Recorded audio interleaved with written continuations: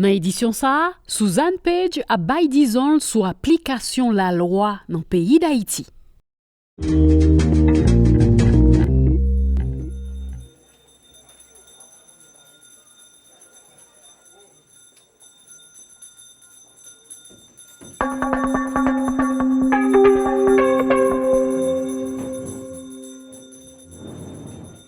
Essentiellement, l'état de droit, c'est un système judiciaire, policier, l'état de droit d'un pays, y compris les citoyens, l'État et tous les gens qui se trouvent dans un pays où le système est politique, égal, et tout le monde est égal devant la loi.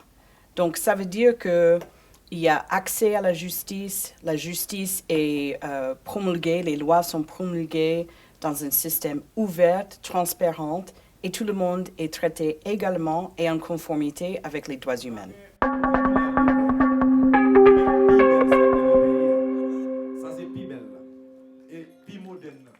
La situation que MINUSTAH se trouve le pays est très différente que le pays a été en 2004, quand MINUSTAH a commencé. Donc, il y avait beaucoup d'activités soutenues par la communauté internationale, y compris les acteurs ASEAN et certainement avec la MINUSTAH, qui a vraiment avancé. Il y a une police qui fonctionne. À la fin du mandat de MINUSTAH, il y a presque 15 000 policiers. La plupart sont bien formés et ils continuent sur le système. Il y avait plusieurs lois qui étaient passées et nous avons aussi même rédacté plusieurs lois, projets de loi, avant-projets de loi. Il y a beaucoup plus d'acteurs dans le système de droits de l'homme en Haïti. Donc, il y a pas mal de choses qui ont été améliorées depuis ces 13 ans, y compris le fait que pour la première fois dans beaucoup de temps, il y a non seulement le président élu démocratiquement, mais aussi les sénateurs, les parlementaires, les députés, les ASEC et les CASEC, et y compris les autres au plus bas niveau. Donc ça, c'est la première fois dans 10 ans qu'ils ont eu les élections de ASEC et CASEC.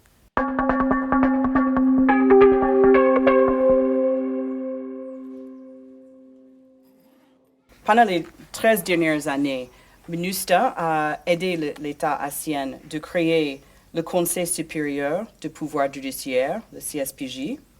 Nous avons aussi aidé l'État de créer un bureau d'aide légale, donc les BAL, où se trouvent les gens qui n'ont pas beaucoup de moyens d'avoir un avocat à leur côté. Nous avons aussi aidé dans la rédaction de plusieurs lois, mais récemment des 2 codes pénals, donc le code de procédure et aussi le code pénal même, ainsi que plusieurs autres. On a aidé l'État de réduire la détention préventive par accélérer les processus, certainement avec les procédures dans le tribunal de première instance à Port-au-Prince. Nous avons aussi travaillé avec le pays, avec le OPC, l'Office de la protection des citoyens. Nous avons aussi aidé avec leur capacité, y compris d'aider dans les cas d'enquête pour les cas d'abus, de violation des droits de l'homme. Et aussi, nous avons travaillé beaucoup avec la police. Nous avons soutenu leur plan de développement 2012 à 2016 et maintenant on continue de leur aider avec leur nouveau plan de développement récemment approuvé et ça c'est encore pour 5 ans de 2017 à 2021.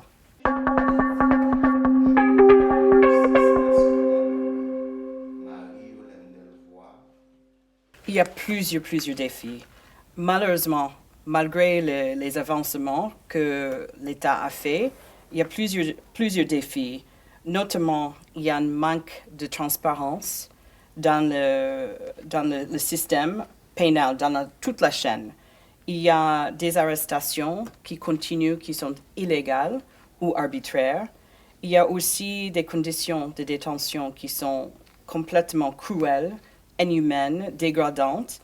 Il y a beaucoup de corruption, malheureusement, et c'est plein d'impunité parce qu'il n'y avait jamais vraiment de recours à l'action pour les anciens cas, soit par l'État ou par les acteurs importants. Il y a beaucoup de nombres de décès dans les prisons. Il y a un manque de budget indépendant pour la DAP, la Direction d'administration pénitentiaire. Il y a même dans le système carcéral, il n'y a pas assez à manger. Il y a souvent les contrats qui ne sont pas renouvelés ou les contracteurs ne sont pas payés à temps. Il y a un manque de propane. Donc, il y a pas mal de problèmes juste comme ça. Dans la police nationale, ils ne séparent pas les gens qui veulent travailler dans le département pénitentiaire. Donc, il y a certaines qui veulent être vraiment des policiers et ne veulent pas travailler dans le secteur des prisons.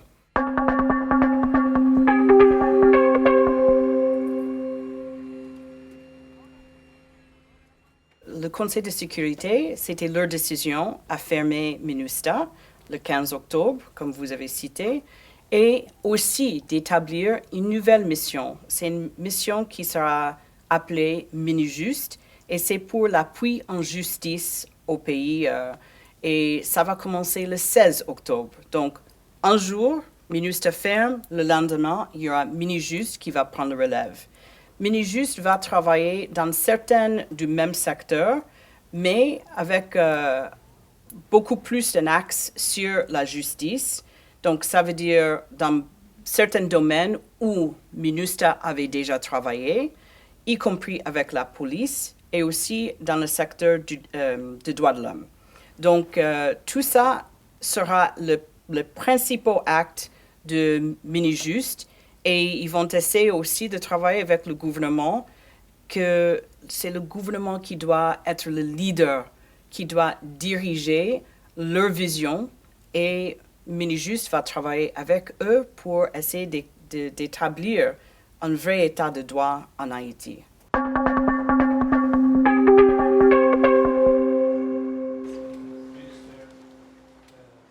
Premièrement, je dois dire que c'est l'État haïtien qui a toutes les responsabilités de stabilisation et sécurité dans leur propre pays.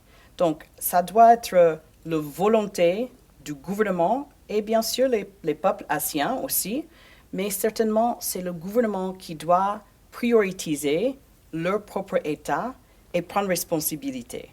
Donc, à mon avis, MINUJUST va travailler avec le gouvernement à consolider, ça veut dire ils ont par exemple 2 codes pénals qui sont devant le Sénat plutôt.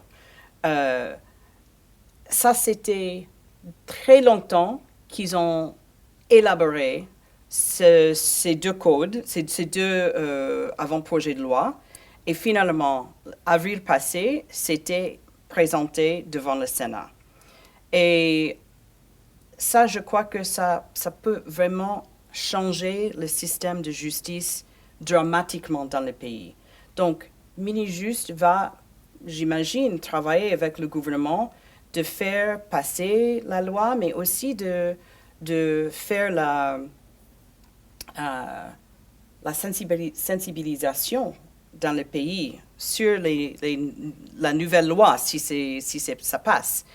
Il y a aussi avec la police, comme je vous ai dit, il y a beaucoup de faire dans la police, y compris le recrutement de femmes. Ils ont une cible qu'ils veulent achever, mais ils sont moins d'où ils veulent être. Donc, ça, c'est quelque chose que MINUJUST peut travailler avec eux. Il y a aussi beaucoup de violations sexuelles, exploitation des femmes, tout ça. Donc, ça, c'est aussi dans le plan développemental de la police. Il y a aussi les arrestations illégales et arbitraires. Donc, la MINUJUST doit travailler avec la police judiciaire pour qu'ils comprennent les raisons pour lesquelles ils peuvent arrêter les gens, que c'est dans le vrai sens la définition de l'état de droit, que vous n'aurez pas des arrestations illégales et arbitraires. Ils peuvent travailler aussi contre la corruption, contre l'impunité. Ils doivent aussi aider le système de faire encore les enquêtes sur les crimes d'auparavant ou les allégations de crimes, parce que ça reflète toujours dans la conscience des Haïtiens qui ne peuvent pas vraiment bouger quand ça reste toujours sur leur cœur. Qu'est-ce qui s'est passé avec mon père, avec mon frère, avec les grands-parents, etc. Donc, il y a pas mal de choses que Mini-Juste va travailler dessus sur ces trois axes. Donc, c'est toute la chaîne pénale. Et si ils peuvent aussi travailler dans une juridiction même avec les balles, l'assistance légale, d'aider les gens, d'avoir un avocat, que ça peut commencer de réduire les nombres de détenus dans le système carcéral et même enlever aussi les conditions cruelles, parce que si vous avez moins de personnes en prison, évidemment, les conditions petit à petit seront aussi mieux.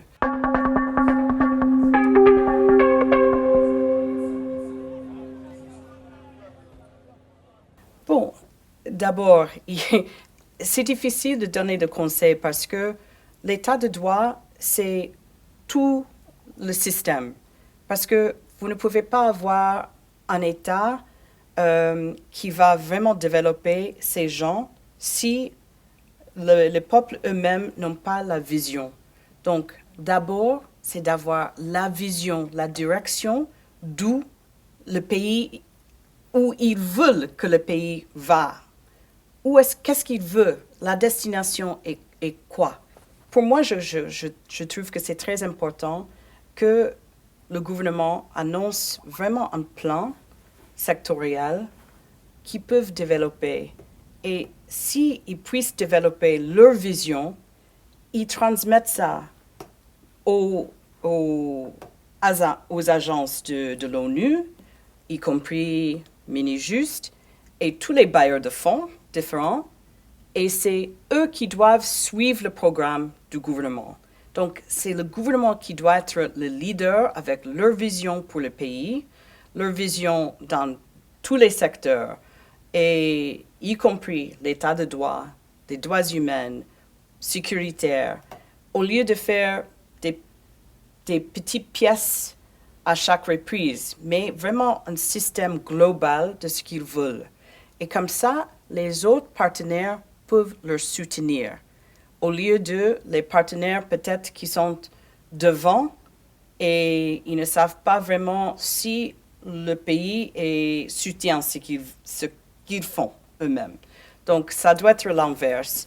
Et ils doivent prendre en charge et prendre responsabilité pour leur acte eux-mêmes, ce qu'ils mettent en place. Ou ka suiv nou sou Facebook, Twitter ak YouTube.